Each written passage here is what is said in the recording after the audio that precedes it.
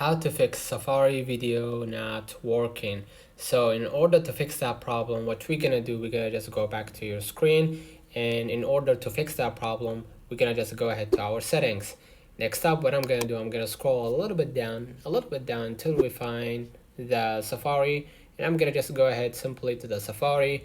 And the first step that I want to do in order to fix that problem is, if you turned on the block pop-ups, please make sure that you toggle it off, and that should fix that problem. But if you still turned off the block pop-ups and still facing that same issue, scroll a little bit down till we find the clear history and website data.